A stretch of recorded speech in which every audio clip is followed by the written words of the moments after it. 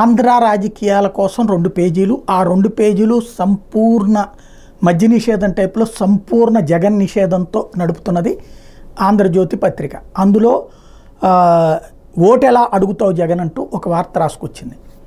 ఎందుకయ్యా అంటే మద్య నిషేధం చేస్తానన్నాడు, చేయలేదు. నేనే చాలాసార్లు ప్రస్తావించాను. ఫస్ట్ ఏడాది 20% చేశాడు, రెండో ఏడాది 13% చేశాడు, అక్కడితో ఆగిపోయింది.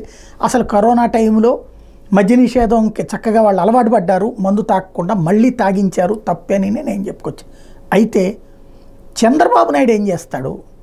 ఇప్పుడు బెల్ట్ షాపులు, పర్మిట్ రూములు జగన్ తీసేశాడు. ప్రైవేట్ మద్యం దుకాణాలు తీసి ప్రభుత్వ మద్యం దుకాణాల కిందకి మార్చాడు. అవి చాలా కీలకమైన చర్యలు. అట్లాగే మద్యం తాగడానికి ఇదివరకు 100 ఉంటే 2 బాటిల్ తాగేవాడు ఇప్పుడు 200 ఉంటే కానీ 1 బాటిల్ తాగనంతటి స్థాయికి తీసుకెళ్ళాడు. అదో రకంగా స్టార్ హోటల్ రేట్ల వైపుకే. కానీ నిషేధం అయితే చేయలేదు.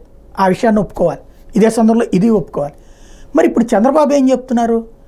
నేను వస్తే మందు అందుబాటులోకి తీసుకొస్తానని చెప్తున్నారు, తక్కువ ధరలోకి తీసుకొస్తానని చెప్తున్నారు.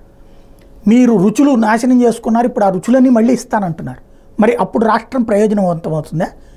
అప్పుడు తాగబోయిస్తే మంచి అవుతుందా? జనం ఎక్కువ మందు తాగితే మంచి అవుతుందా? మద్య నిషేధం జగన్ చేయలేదు. మేము వస్తే మద్య నిషేధం చేస్తామని కదా చెప్పాల్సింది. చంద్రబాబు వస్తే ఇంకెక్కువ మద్యం తాగిస్తానంటున్నాడు. మరి అది అప్పుడు ఎలాగా కరెక్ట్ ఆర్కే గారు?